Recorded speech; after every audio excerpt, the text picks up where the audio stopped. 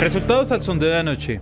Después de la entrevista en Pregunta Yamit con la directora del Zoológico de Barranquilla, Farah Jami, ¿usted está de acuerdo con la decisión que tomó la Corte Constitucional sobre el oso Chucho? Sí, 76,6%, no, 23,4%. Muy buenas noches.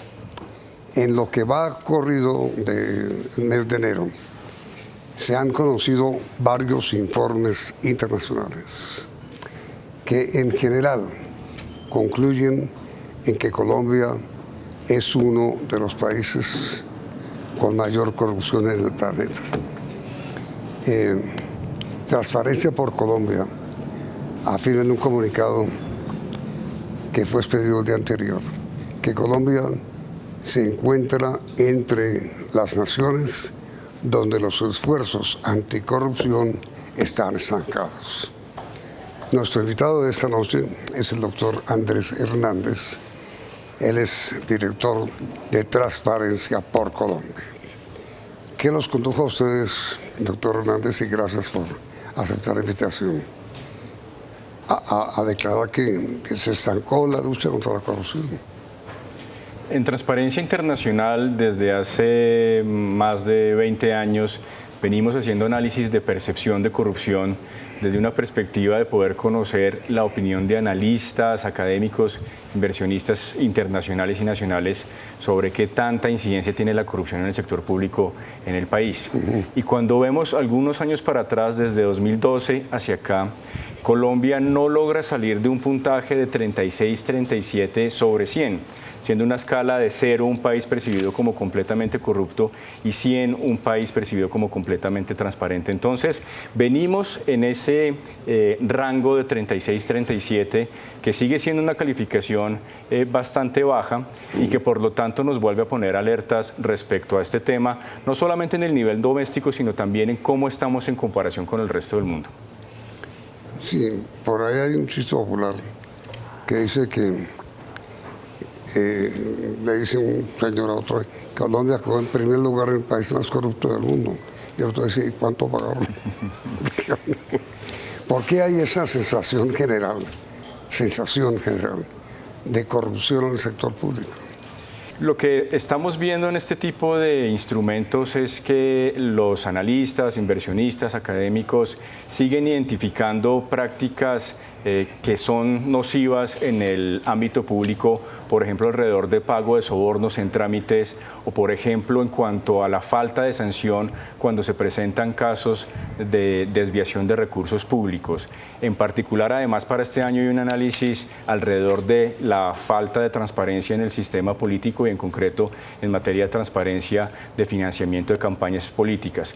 Esto lo que hace es reunir una serie entonces de lecturas y de opiniones que nos indica que el país sigue siendo fuertemente afectado por una problemática y nos ubica en un puesto de 96 entre 180 países del mundo. Sí, pero mire, es que hay una afirmación en la declaración de Transparencia por Colombia que parece injusta, porque ustedes dicen hay una percepción de corrupción en el sector público, pero uno piensa, hombre, para que haya corrupción en el sector público, pues se necesita la invitación del sector privado.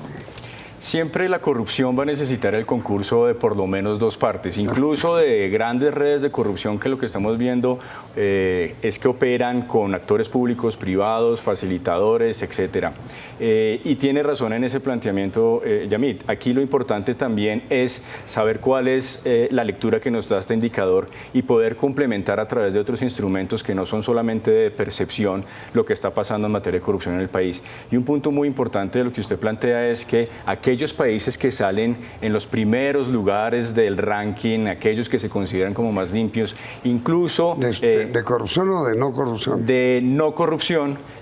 Incluso en esos países, por supuesto, también hay actos de corrupción, pero algo que estamos llamando la atención es que en muchos de esos países también se facilitan prácticas de corrupción que se dan en terceros países. Entonces, no hay ningún país libre de esta problemática y también hay un llamado a aquellos que son considerados limpios a que fortalezcan medidas para que en terceros países no haya afectaciones de su parte. Y para que nos responda, por favor, doctor Hernández, después de comerciales, ¿cuáles son las medidas que usted, como director de transparencia, sugeriría para combatir la corrupción existente hoy en Colombia? En un minutito.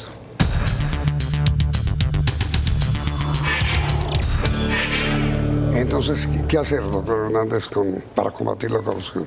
Bueno, lastimosamente no hay una solución mágica, no hay un país que podamos copiar 100% para traerlo a Colombia o otras jurisdicciones. Lo que sí hay una serie de pistas y recomendaciones de este tipo de instrumentos que nos arrojan. En primer lugar, la importancia de seguir atacando la incidencia de sobornos o pagos irregulares en trámites del sector privado, de la ciudadanía con la administración pública. Y para esto nos parece muy importante en particular fortalecer los mecanismos de protección a denunciantes de corrupción. Un segundo elemento muy importante, la sanción efectiva de corrupción, ojalá que vaya acompañada de la recuperación de los activos que están en cuestión y ojalá también que se avance en Colombia hacia la reparación integral de víctimas de corrupción. Y un tercer elemento muy importante de este índice tiene que ver con la transparencia en el financiamiento de campañas y partidos políticos. Aquellos países que están teniendo unos sistemas más efectivos en esta materia están sacando una calificación de 70 sobre 100. Nosotros seguimos en un 36-37 y ahí en el tema de política hay un problema de fondo que tenemos que abordar.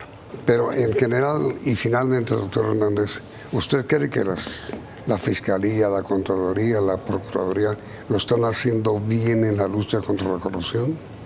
Hay avances importantes. Vemos una acción que viene de años anteriores, que está mostrando algunos resultados en análisis que nosotros hemos hecho alrededor de, por ejemplo, el tiempo que demora una sanción penal o disciplinaria. Los tiempos se vienen reduciendo. No obstante, se puede hacer mucho más y algo que es muy importante en el país es avanzar hacia una coordinación mucho más efectiva entre estas instancias para que los casos que se investigan de manera estratégica puedan ser atacados a tiempo, que puedan contar con las sanciones de fondo y, como lo dije antes, ojalá llegar a la recuperación de activos y a la reparación a las víctimas. Es un tema en el cual creemos que nuestros órganos de control pueden hacer mucho más. Más de lo que están haciendo. Sin duda. Esa es la pregunta para nuestros televidentes. ¿Ustedes creen que las famosas sillas, pues Contraloría, Fiscalía, Procuraduría, pueden hacer más de lo que están haciendo para luchar contra la corrupción, sí o no? ¿Usted cree que sí? Sin duda. El resultado es un de saldrá el próximo lunes en este mismo programa. Por ahora los invitamos a nuestro tradicional 1, 2, 3.